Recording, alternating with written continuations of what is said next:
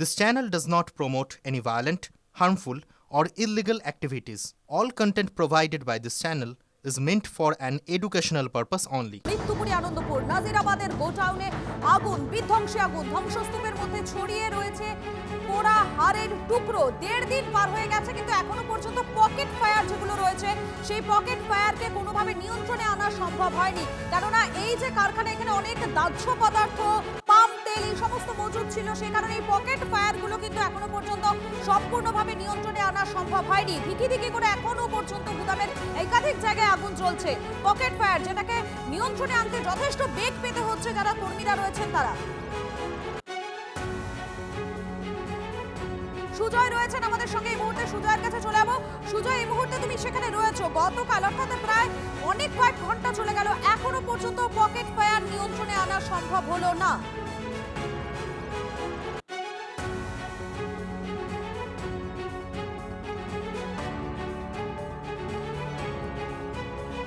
সুজয়, শোনা যাচ্ছে? আমাদের প্রতিনিধি সুজয় রয়েছেন। সুজয়, শুনতে পাচ্ছ?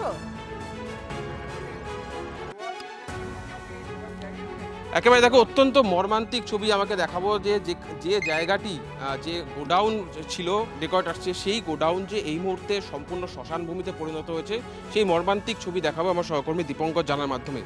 প্রথমেই বলবো যে দেখতে পাচ্ছ যে এখানে পোড়া হাড়ের ছবি, যেটা থেকে এক প্রকার স্পষ্ট যে এখানে কেউ চাপা পড়েছেন এবং সেই আগুনে পুড়ে সম্পূর্ণভাবে ছাই হয়ে গিয়েছেন, ভস্মীভূত হয়ে গিয়েছেন।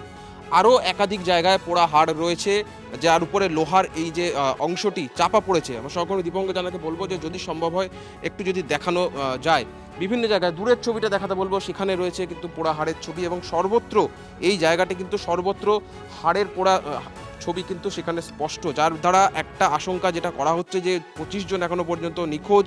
আদৌ কি তাদের দেহাংশ খুঁজে পাওয়া সম্ভব কিনা, এই ছবির পরে কিন্তু সেই প্রশ্নটা আরও জোরালোভাবে উঠে যাচ্ছে। তার কারণ যদি এই রকম ছবি গোটা এই ডেকর্টার্সের যে গোডাউন সর্বত্র যদি একই ছবি থাকে, তার কারণ যেখানে তাপমাত্রা প্রায় 1600 ডিগ্রির কাছাকাছি পৌঁছে গেছিল, তারপরে আদৌ সম্ভব কিনা পাওয়া সেটা কিন্তু একটা প্রশ্ন উঠছে। আমি দেখাবো যে ঘটনাস্থলে এই মুহূর্তে ফরেন্সিক এক্সপার্টরা এসে পৌঁছেছেন।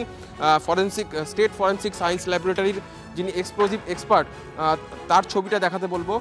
তার সঙ্গে আমরা দেখছি যে জেলার পুলিশ কর্তারা রয়েছেন, তারা এই মুহূর্তে ঘটনাস্থল থেকে নমুনা সংগ্রহ করবেন বিভিন্ন জায়গা থেকে। প্রাথমিকভাবে পুলিশের যারা রয়েছেন, আমরা দেখতে পাচ্ছি নরেন্দ্রপুর থানার আইসি রয়েছেন, ফরেন্সিকের এক্সপার্ট রয়েছেন।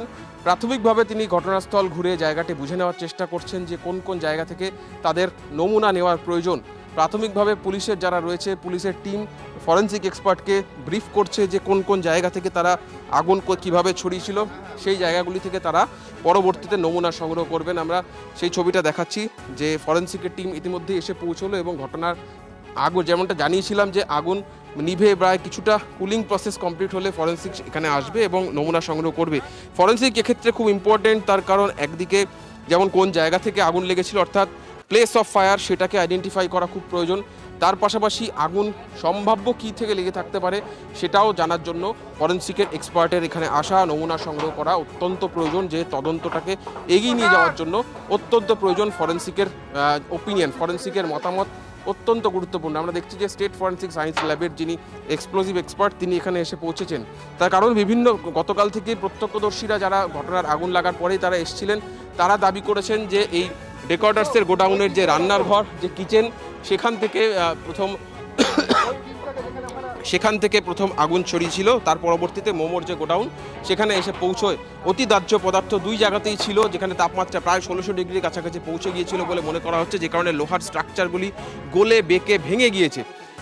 সেই বিষয়টিকে একেবারে তদন্তের ক্ষেত্রে এগিয়ে নিয়ে যাওয়ার জন্য, সেই বিষয়গুলি জানার জন্যই কিন্তু এই ফরেন্সিকের এক্সপার্টরা এখানে এসছেন নমুনা সংগ্রহ করার জন্য। আমরা দেখব পরবর্তীতে যে কোন কোন জায়গা থেকে কী নমুনা তারা সংগ্রহ করেন এবং তার পরবর্তীতে ফরেন্সিকের বিশেষজ্ঞরা কিন্তু বায়োলজিক্যাল এক্সপার্টদেরও সঙ্গে নিয়ে এসছেন। অর্থাৎ যেহেতু মানুষের পুড়ে মারা যাওয়ার সম্ভাবনা রয়েছে, সেক্ষেত্রে বায়োলজির এক্সপার্টরা এখান থেকে নমুনা সংগ্রহ করবেন, যেটা পরবর্তীতে ডিএনএ স্যাম্পল বা ডিএনএ প্রোফাইলিংয়ের কাজে ব্যবহার করা হবে, যেটা তদন্তেরই একটা গুরুত্বপূর্ণ অংশ।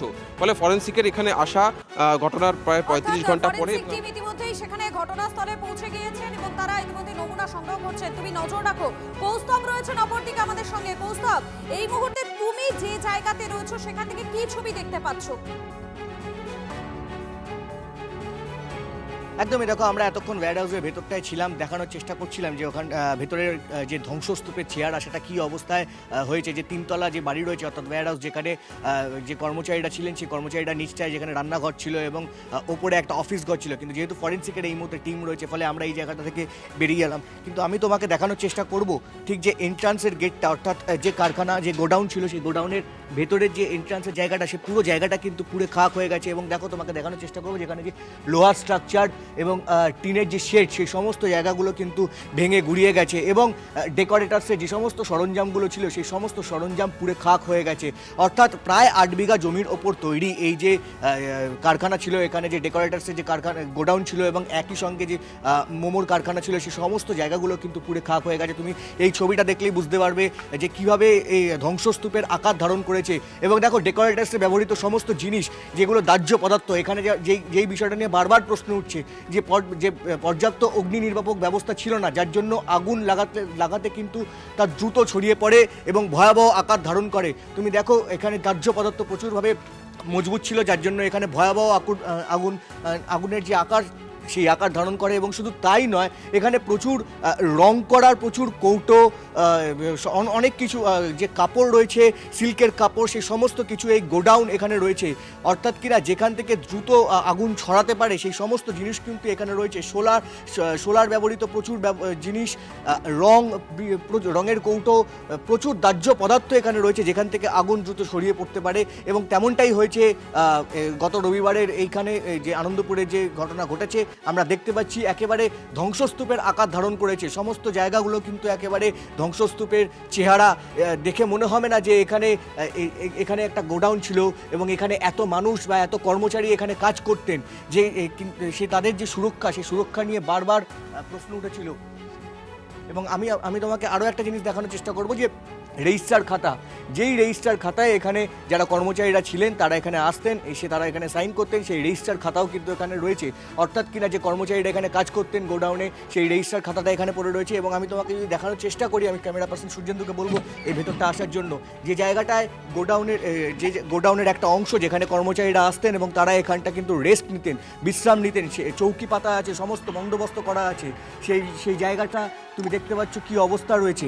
এবং শুধু তাই নয়, এখানে যে কাপড় যেভাবে ঢাই করে রাখা আছে সেই ছবিটা আমি তোমাকে দেখানোর চেষ্টা করব, যেখান থেকে কিন্তু মুহূর্তের মধ্যে আগুন ছড়িয়ে যেতে পারে সেই সমস্ত জিনিস কিন্তু এখানে রয়েছিল এবং সেটাই কিন্তু হয়েছিল। এখানে দেখো রঙের যে সমস্ত রঙের কৌটো এখানে রয়েছে, যেখান থেকে যে কোনো পরিমাণে আগুন ছড়াতে পারে। এই সামনের দিকের যে গেটটা রয়েছে কারখানার, সেই কারখানার যে সামনের দিকের গেট, যেখানটা আগুনটা ছড়িয়ে আসতে পারেনি, তার সামনের কিছুটা অংশ যেখানে ভস্মীভূত হয়ে যায়। কিন্তু এই জায়গাগুলো, যেই জায়গাটুকু অক্ষত রয়েছে, আমি তোমাকে সেই ছবিটা দেখাচ্ছি, এইখান থেকেও কিন্তু ভয়াবহ কিন্তু আগুন লাগার মতো ঘটনা ঘটতে পারতো।